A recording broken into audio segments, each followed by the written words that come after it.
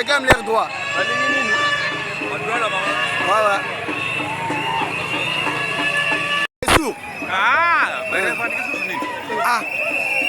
Nos enseignants doivent payer.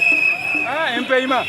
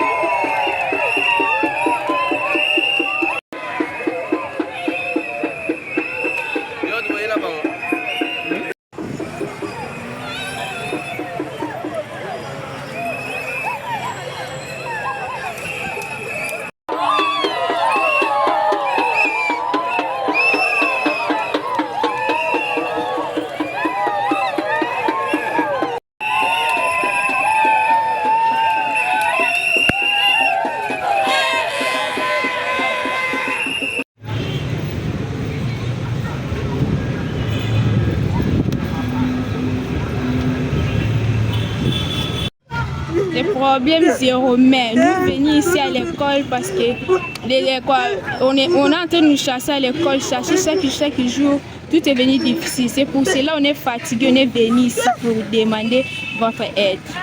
Donc, mais c'est parce qu'il est en train de chasser des élèves et tant que des parents ils ont fatigué de payer, on est fatigué. On ne mange pas, tout est difficile, c'est des sourds, oui, donc aidez-nous. D'autres écoles et là-bas sont bien, mais nous ici tout est difficile, on est fatigué. Pourquoi? On a venu ici nous tous demander quelque chose sur le gouvernement. Tout est difficile pour les sourds. Qu'est-ce qu'on a fait pour mériter ça? On ne peut pas mériter ça étant qu'on est des sourds, oui. Des sourds, tout est difficile, c'est eux. Mais des problèmes, il y en a toujours. Pourquoi? Donc, nous venons ici pour demander, aider-nous. Chasser comment? Les parents sont fatigués.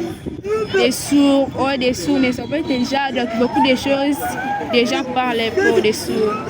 Des sourds n'écoutent pas.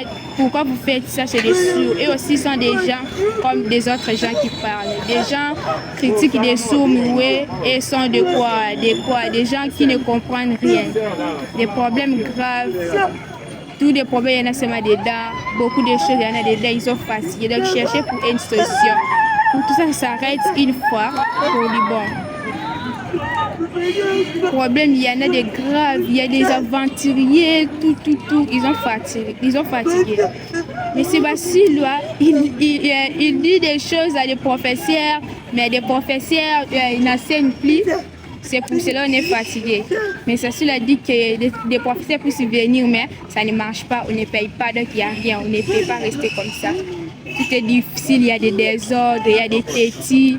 Pourquoi ça se fait comme ça?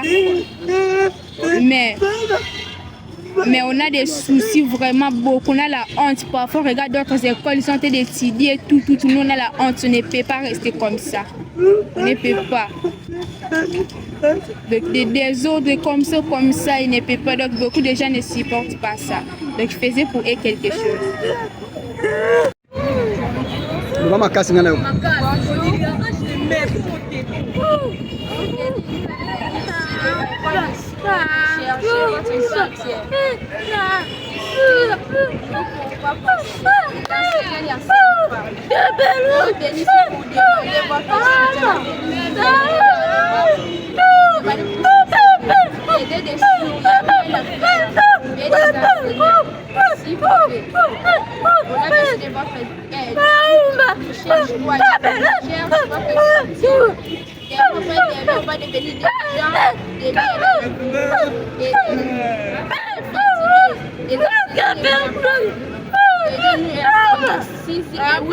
Pardon, il n'y a pas des enseignants, donc il n'y a rien. Il faut venir et payer des enseignants, chercher quelque chose pour payer des enseignants qui sont dans la salle de classe pour enseigner, pour nous aider. Les amis, nous sommes rencontrés avec les gouverneurs. Nous avons parlé aussi avec les gouverneurs, aussi avec les ministres de l'éducation provinciale. Nous avons trouvé une solution. Mais pour l'instant, tous nous allons rentrer à l'école, nous allons s'asseoir là-bas et parler, on va vous expliquer clair. Ça va? Alors c'est fini. Nous allons expliquer bien.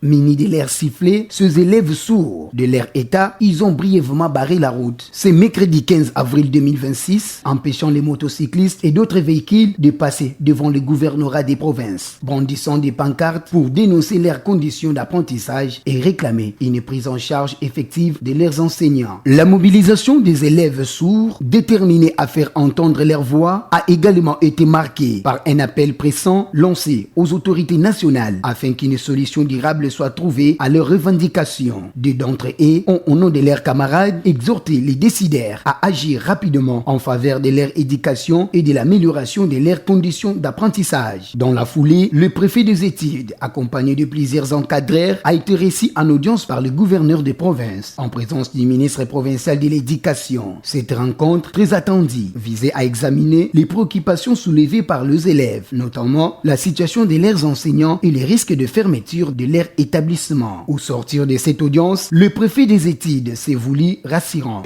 Les amis, nous sommes rencontrés avec les gouverneurs.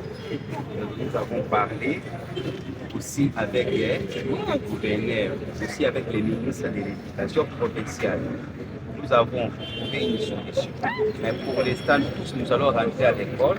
Nous allons s'asseoir là-bas et parler, on va vous expliquer clair. Ça va? En entendant la restitution des conclusions de ces pourparlers, le climat reste marqué par l'espoir d'un dénouement favorable à cette crise qui met en lumière le défi persistant de l'éducation inclusive dans la province du Congo central.